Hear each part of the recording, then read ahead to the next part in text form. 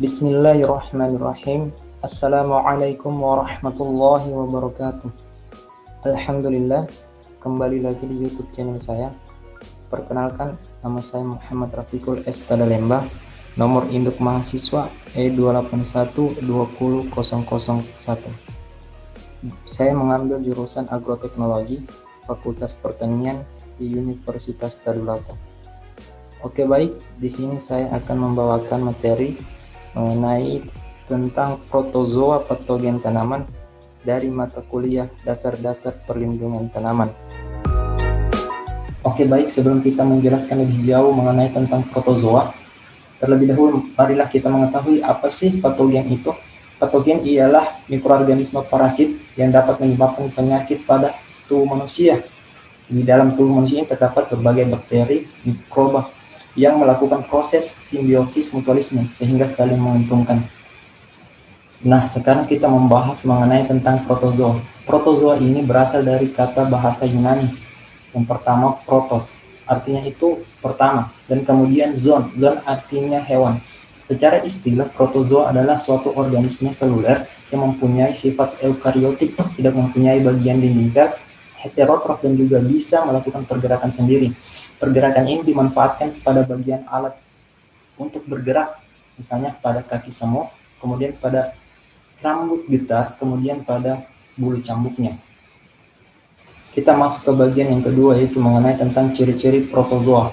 Ciri-ciri protozoa yang pertama adalah bersel tunggal atau uniseluler, yang kemudian memiliki membran nukleus, kemudian hidup sendiri maupun berkelompok, kemudian bersifat heterotrof, tidak dapat membuat makanannya sendiri, hidup bebas, saprofit atau parasit juga, dapat membentuk kista untuk bertahan hidup. Alat geraknya berupa pseudopodia, silia, ataupun flagela. Yang ketiga, reproduksi pada protozoa. Protozoa memiliki dua cara reproduksi. Yang pertama, secara aseksual kawin, kemudian seksual kawin.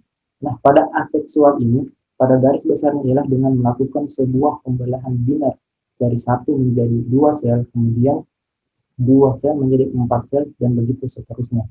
Pada secara seksual atau kawin, di sini melakukan sebuah penyatuan gamet yang berbeda-beda, sehingga akan dapat menghasilkan zigot atau secara konjugasi.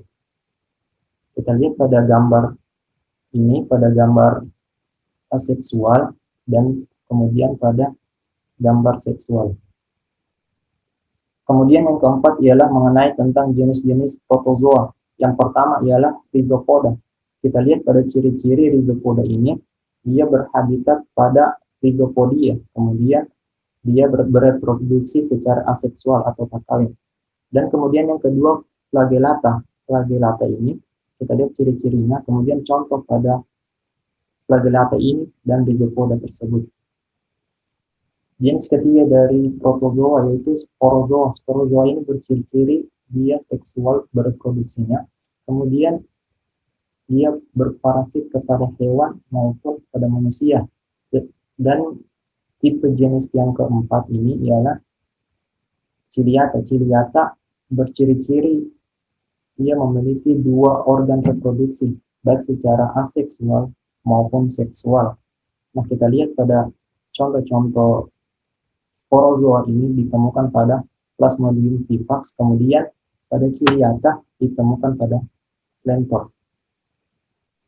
Kemudian kita masuk kepada bagian B, yaitu contoh pada tanaman pertanian. Di sini kita mengambil salah satu tanaman kelapa sawit.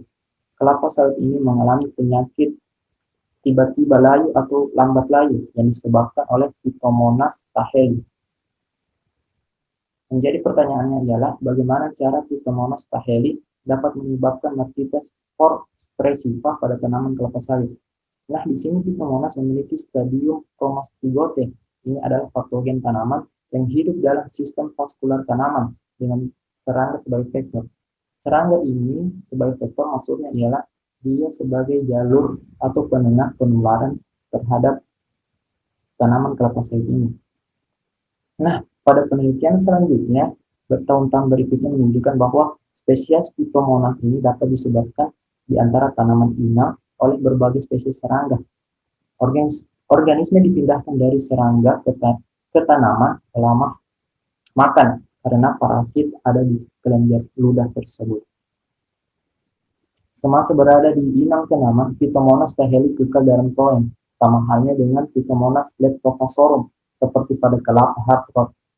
Gejala penyakit pertama kali ini muncul di ujung daunnya itu menguning, namun di kelapa sawit, daun bawahnya itu sebagai sasaran utama, akar juga merosot atau membusuk, bermula dari petua tumbuhan yang bergerak menuju akar utama, seperti dalam hardtop kelapa, buah-buahnya juga menghilang. Nah, kita bisa lihat dari gambar di samping ini bahwasanya kelapa sawit daunnya itu sudah mulai kering, sudah rusak. Nah, dalam masa 3 sampai 5 minggu tanaman mati dan daun menjadi bising kelabu kering.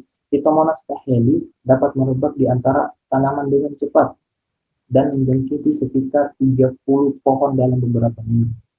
Sebelumnya kita sudah mengetahui penyakit yang diderita oleh tanaman kelapa sawit. Kemudian bagaimana Phytomonas taheli ini menyerang tanaman kelapa sawit sehingga menyebabkan penyakit daunnya itu tiba-tiba layu.